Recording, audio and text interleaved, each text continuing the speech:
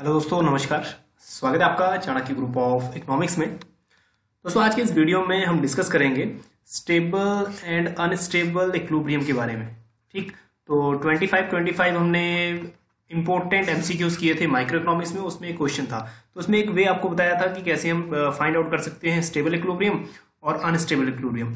लेकिन उससे भी एक इजी मेथड और आपको वॉलरस का जो जनरल इक्विलिब्रियम है उसके मेथड से बताते हैं। ठीक, तो यहाँ पे एक क्वेश्चन है, अगर ये क्लियर हो गया तो जो फर्दर क्वेश्चंस हैं वो भी क्लियर हो जाएंगे। तो इसको हम डिस्कस करेंगे अगेन। तो सबसे पहले हम समझ लेते हैं कि स्टेबल इक्विलिब्रियम क्या है। तो स्टेबल इक्विलिब्रियम की कंडीशन जो है वो हमें इतना पता है कि जहाँ पे डिमांड और सप्लाई एक दूसरे के बराबर होती हैं वो क्या होता है, इक्विलिब्रियम। ठीक, ये इक्विलिब्रियम पॉइंट है। इस पॉइंट पे वर्टिकल एक्सिस पे जो है वो प्राइस शो कर रहा है और हॉरिजॉन्टल एक्सिस पे डिमांड एंड सप्लाई।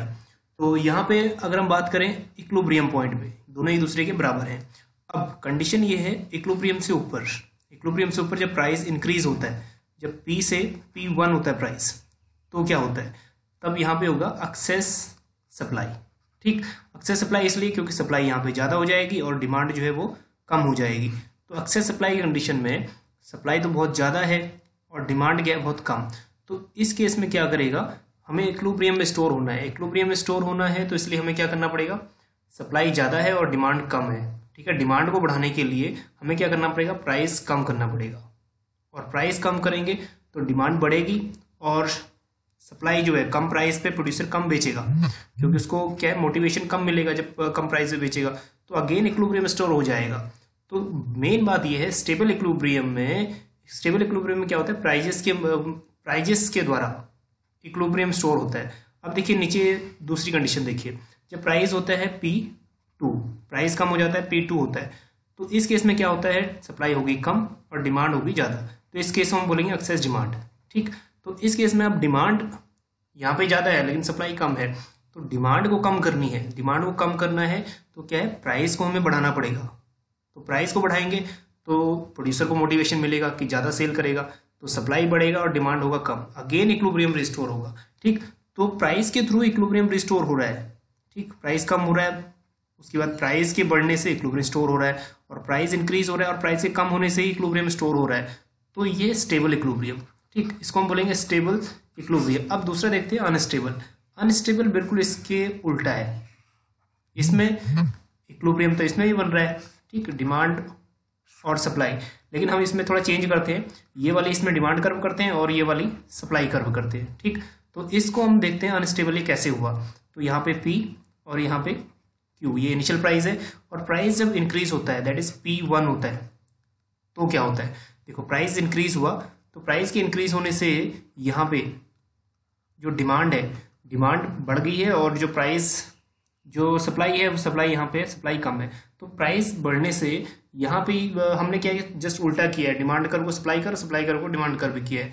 तो इसमें क्या है, प्राइस इंक्रीज हुआ है। अब हमें इक्विलिब्रियम पे स्टोर होना है, इक्विलिब्रियम पे दोबारा स्टोर होना है, तो उसके लिए क्या करना पड़ेगा, देखो यहाँ पे डिमांड ज़्यादा है और सप्लाई है कम। तो डिमांड ज़्यादा होने की वजह से, डिमांड ज़्यादा है, डिमांड को हमने कम करनी है, तो प्राइस को हमें क्या करना पड़ेगा, डिमांड ज़्यादा है तो डिमांड कम करना पड़ेगा, मतलब प्राइस बढ़ाना पड़ेगा। तो यहाँ पे हमने प्राइस और बढ़ा दिया, तो प्राइस और बढ़ा दिया, ये तो मूव फर्दर चला जाएगा, इक्विलिब्रियम से और दूर चला जाएगा। ठीक, बल्कि हमने क्या करना चाहिए, प्राइस बढ़ाना चाहिए इक्विलिब्रियम पे आने के लिए। लेकिन इक्विलिब्रियम तो हुआ है, लेकिन ये कौन सा है, अनस्टेबल है, क्योंकि जो प्राइस हमने डिक्रीज करने थे लेकिन हमें प्राइस इंक्रीज करना पड़ेगा यहाँ पे, और ये तो मूव फर्दर, मतलब दूर चला गया। तो इस जो इक्विलिब्रियम है वो अनस्टेबल है। ठीक, अब दूसरी बात करते हैं। दूसरी बात, जब प्राइस रिड्यूस होगा P2 तो क्या होगा, तो मेन बात इसमें ये होगी कि जो सप्लाई है वो ज़्यादा हो जाएगी और जो डिमांड है कम। अब सप्लाई ज़्यादा है, डिमांड कम है, तो सप्लाई को हमने क्या करना है, मतलब मेनली क्या है, डिमांड यहाँ पे कम है, तो डिमांड को बढ़ाने के लिए क्या करना पड़ेगा, प्राइस को कम करना पड़ेगा। तो प्राइस तो यहाँ पे पहले ही कम थे, अब हमें इक्विलिब्रियम पे स्टोर जाने के लिए प्राइस बढ़ाने चाहिए थे, लेकिन ऐसा नहीं हुआ, प्राइस और कम करने पड़े। करने क्यों पड़े, क्योंकि डिमांड कम थी। डिमांड को बढ़ाने के लिए प्राइस का कम होना बहुत जरूरी था, ताकि हम दोबारा स्टोर आ जाए इक्विलिब्रियम पे, लेकिन ऐसा नहीं हुआ। प्राइस और कम करने से ही क्या हुआ, फर्दर और दूर चला गया इक्विलिब्रियम से। तो अगर इस टाइप का कोई इक्विलिब्रियम है तो वो क्या है, वो अनस्टेबल इक्विलिब्रियम है। और अगर प्राइस के थ्रू ही स्टोर हो रहा है, मतलब रीस्टोर हो रहा है इक्विलिब्रियम, तो उसको हम बोलेंगे दैट इज स्टेबल इक्विलिब्रियम। तो ठीक, तो ये दो कंडीशन थी, और दो कंडीशन को थ्योरेटिकल भी वॉलरस ने जो अपनी थ्योरी में इसमें डिस्कस किया था। ठीक, तो ये थ्योरी में हम डिस्कस करेंगे। पहले हम कर लेते हैं थोड़ा सा क्वेश्चन डिस्कस। ठीक, तो इस क्वेश्चन को हम ऐसे भी सॉल्व कर सकते हैं, कौन सा स्टेबल है और कौन सा अनस्टेबल है, उसको चेक करने के लिए सबसे पहले हम क्या करेंगे, डायग्राम लिखेंगे, दैट इज सप्लाई कर्व और ये डिमांड कर्व। अब पॉइंट इक्विलिब्रियम पॉइंट से पहले डिमांड ज्यादा है और सप्लाई है कम, डिमांड ज्यादा सप्लाई कम, तो अब क्या करना पड़ेगा, इक्विलिब्रियम रिस्टोर करने पड़ेगा। डिमांड ज्यादा है, ठीक है, तो प्राइस को बढ़ाना पड़ेगा। तो ये प्राइस है, प्राइस को बढ़ाएंगे तो ये और ऊपर की तरफ चला जाएगा, नीचे की तरफ स्टोर नहीं हो रहा। ठीक, ये कहाँ चला गया, ऊपर की तरफ चला गया। दूसरी कंडीशन, जब सप्लाई ज्यादा है और डिमांड है कम, तो दूसरी कंडीशन में सप्लाई ज्यादा है इस कंडीशन में और डिमांड है कम। डिमांड को बढ़ाने के लिए प्राइस क्या करना पड़ेगा, कम करना पड़ेगा। अगर प्राइस कम करोगे तो ये और ज्यादा दूर चला जाएगा इक्विलिब्रियम से, तो ये है अनस्टेबल। ठीक, और दूसरी तरफ ये वाला पॉइंट हम करते हैं, पॉइंट एफ, यहाँ पे जो इक्विलिब्रियम है, तो इसमें फर्स्ट पॉइंट ये देखते हैं, अबव लाइन वाला, मतलब अबव इक्विलिब्रियम, ये वाला पॉइंट जहाँ सप्लाई ज़्यादा है और डिमांड है कम। ठीक, तो सप्लाई यहाँ पे ज़्यादा है और डिमांड कम है, डिमांड को बढ़ाने के लिए प्राइस क्या करना पड़ेगा, कम करना पड़ेगा। तो प्राइस कम करेंगे तो अगेन डिमांड बढ़ेगा, तो अगेन इक्विलिब्रियम रिस्टोर होगा।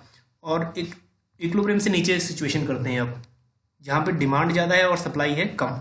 तो डिमांड ज़्यादा है तो डिमांड को क्या करना है, डिमांड को कम करना है, तो प्राइस को क्या करना पड़ेगा, इंक्रीज, ताकि डिमांड कम हो सके। अगेन ये क्या है, इक्विलिब्रियम स्टोर हो गया। ठीक है, इक्विलिब्रियम से जब ऊपर था प्राइस कम किया, जब नीचे आ गया तो प्राइस ज़्यादा कर दिया और इक्विलिब्रियम स्टोर हो गया। तो ये वाला है स्टेबल। तो ये वाला अच्छी तरह से समझ आ गया होगा, अगर नहीं समझ आता तो एक बार दोबारा वीडियो को देखिए, ये समझ आ जाएगा। ठीक, अब करते हैं वॉलरस का जनरल इक्विलिब्रियम। तो ये खैर थ्योरी है, थ्योरी यहाँ पर नहीं पढ़ने वाले, लेकिन यहाँ पे इसको स्क्रीनशॉट ले लेना, यहाँ से भी आपके काफ़ी डाउट्स क्लियर हो जाएंगे। ठीक, और जो मेन कंक्लूजन था वो आपको बता दिया है, स्टेबल इक्विलिब्रियम और नॉन स्टेबल या फिर जो अनस्टेबल है वो।